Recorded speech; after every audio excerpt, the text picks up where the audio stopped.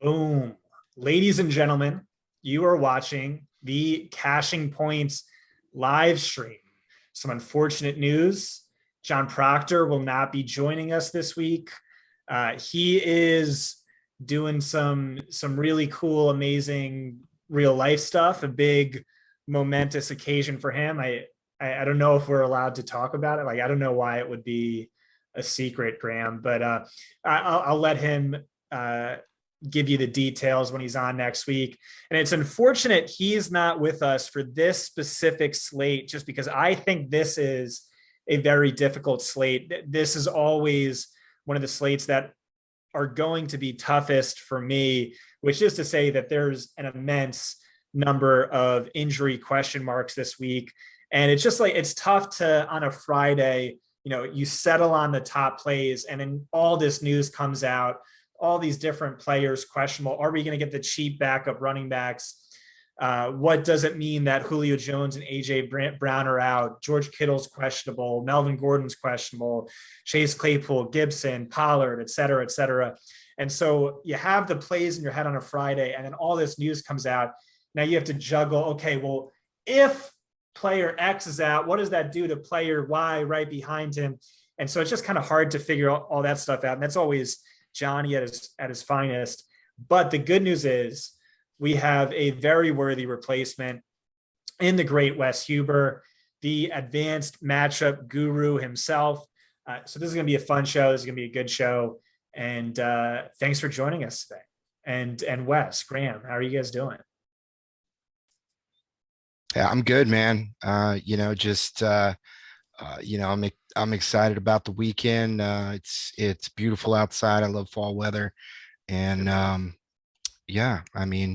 a lot of good college games tomorrow, and and then NFL. I feel really good about this slate, and I'm ready to jump into this.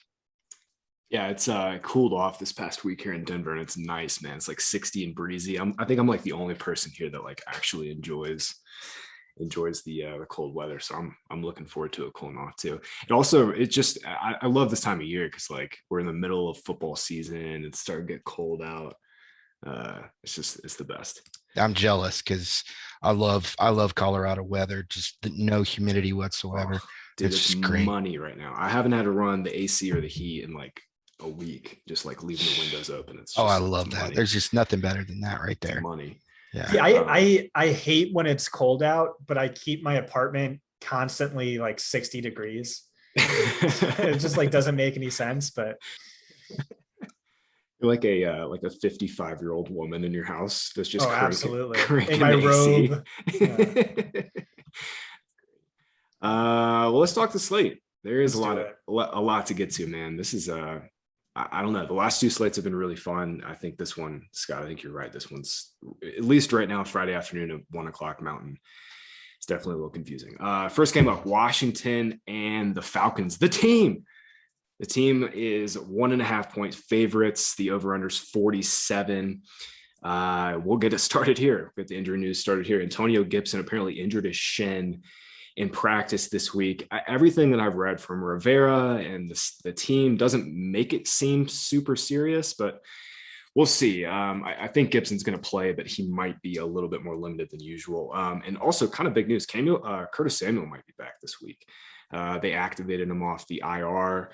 Obviously, we know he's been dealing with that groin injury for quite some time, but it seems like he's going to play this week and probably play in some sort of limited capacity. Diami Brown has just not been getting it done as the team's number 2 here. So, I mean, Scott, I'll go to you first, man. I mean, I wanted to play Antonio Gibson in this spot, but now, he's limited with an injury, and we know what Gibson's downfalls are in terms of the way he gets game scripted out. But I mean, this should be a spot where the script is good, because the last 2 weeks he's only got 15 and 13 touches because Washington's been behind. But now we have this injury situation. So I don't know. How are you feeling about it? Yeah, so we had that conversation on Twitter a few days ago where it's super annoying that he loses about 1.5 third down targets per game to JD McKissick. So that's something that's not really game script sensitive. And then the other thing is he loses about 1.9 targets and like 2 carries per game by losing the hurry up and 2-minute drill to JD McKissic. And that is something that's going to be game script sensitive. Game script sensitive, game script dependent. And factor in he's a little banged up and questionable. He was, on my radar to begin as like the number 6 value on at least one of the sites. And now I think I bumped him down a few spots. Curtis Samuel's coming back this week. I don't know if you said that. We'll see how much he plays, but Logan Thomas was someone I was looking at. I bumped him down. I think there's just a lot of tight end plays. But Terry McLaurin is someone I like a lot this week. And I know Wes likes a lot this week. So Wes, do you have any thoughts on Gibson or McLaurin that you want to share?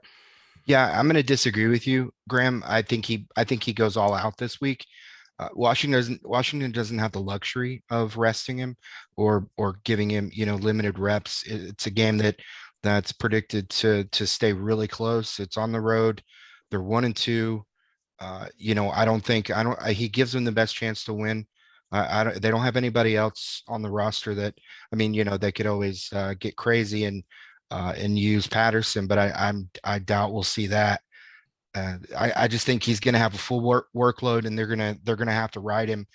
He's just going to have to get over his little shin thing. And you know what I'm seeing there?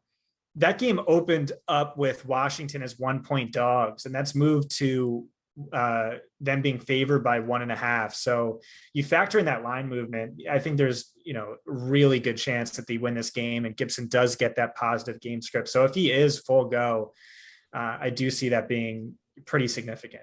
Yeah. And as far as McLaurin, he's a matchup. He's a mismatch for any other corners here. That they're just, they've played some really good defenses, Los Angeles and the Giants, of course. But of course, McLaurin did really well there. But speaking of the Giants, that was a team that featured a cover 2. We're going into this game against the team that uses cover 2 at the highest rate.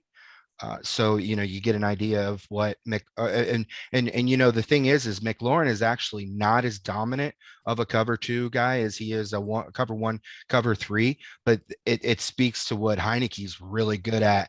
He loves it when the outside corners sit. He loves attacking those types of defenses, the timing down the sideline.